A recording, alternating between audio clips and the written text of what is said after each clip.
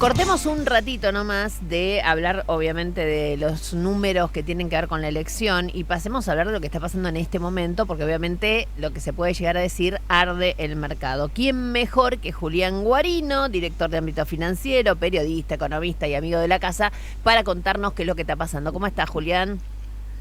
Hola Nancy, ¿cómo estás? Muy buenas tardes, un gusto saludarte realmente. Bueno, gracias. ¿Sabés qué? No hago más números. Yo hace rato que no pienso en el valor dólar porque si no viviría Sí, deprimida. Pero más allá de esto, mm, sí hay una sensación extraña y que es que si hay algo que el peronismo había, digamos, propuesto como, mm, como eje casi de campaña, sí, es que ellos iban a resistir las presiones del Fondo Monetario mm, para no devaluar. Y este aquí que lo primero que hacen después de ayer es abrir sí. y devaluar de la manera que mm. devaluaron. ¿Me lo podés explicar un poquito?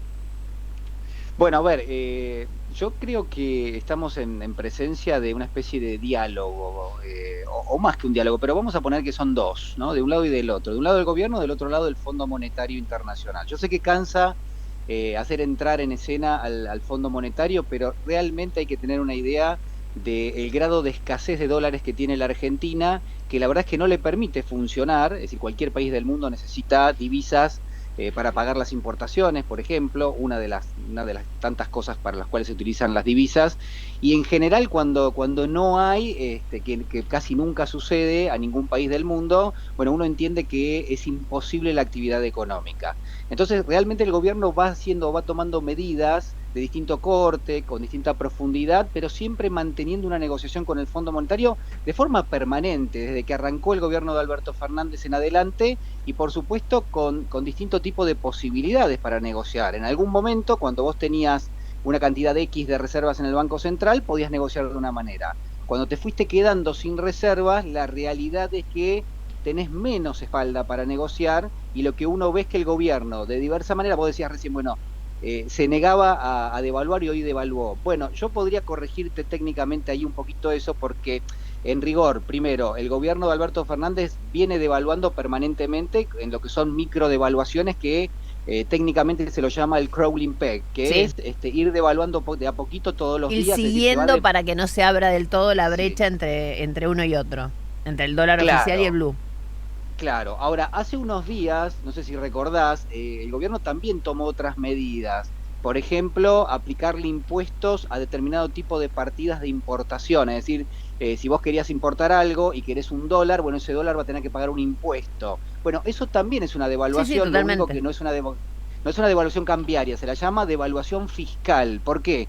Porque vos estás devaluando tu peso, o en todo caso estás encareciendo tu dólar, o el dólar Para del Banco algunos y no para Central. otros, digamos. Eso, para Claro, algunos. sí, pero si uno mira la película, ahí te das cuenta que cada vez son más los que pagan un dólar más caro y cada vez son menos los que pagan el dólar de base, digamos, el dólar mayorista. Lo que se llama en la jerga el A3500, que parece un avión, pero en realidad es la cotización del tipo de cambio mayorista oficial. Bueno, esa cotización fue la que hoy se devaluó. Es decir, esa cotización es la base de todos los precios de la economía que tienen algún componente importado. Y bueno, ¿Cuándo nos llega al supermercado, Julián, para ser rápidos? O sea, decímelo así, sí. sin anestesia. Bueno, a ver, yo te voy a contestar como contestan siempre los economistas. Depende, digamos, esa es la respuesta. ¿Por qué depende? Bueno, porque depende de muchas cosas, depende de qué tipo de empresario es, depende también de qué grado de componente de importación tiene la elaboración de un determinado producto, qué control tenga ese producto con respecto a los listados del gobierno. Es decir, la verdad es que, pero digo, en líneas generales lo que vemos es que hay una inflación que tiene una inercia entre 6 y 7% mensual, y que cada vez que hay una especie de devaluación, menor o mayor, toma una parte de eso. Me parece que en este contexto, claramente el mes que viene, podríamos tener un poquito más de suba de precios sobre la base de una inercia que ya trae 7 8 puntos de inflación mensual, ¿no? Está Digamos, difícil, ahí ¿eh? Está estamos. difícil el asunto de acá a octubre, ¿no? Hoy el mercado todavía, el dólar blue tampoco sabemos qué precio tiene. Bueno, hay una cotización que es 690, 695 pesos, dio un salto realmente importante.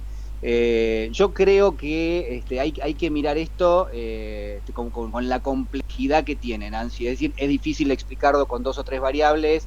Está claro que para el argentino promedio no escapa la realidad que atraviesa en términos financieros el gobierno y que además hay un sector de la sociedad argentina que está viendo que un poquito más adelante, dentro de 4 o 5 meses, puede aparecer alguien que tome medidas un poco más Muy drásticas. totalmente. Y están aquellos que hoy por hoy se están anticipando a eso. Entonces, Julián, también vemos una parte de especulación. obviamente, sí. Te mando un beso grande, son las 3, me tengo que ir, no me queda tiempo, mira, Dale. de nada. Muchísimas gracias, te llamo con Beso más tiempo, enorme. muchas gracias.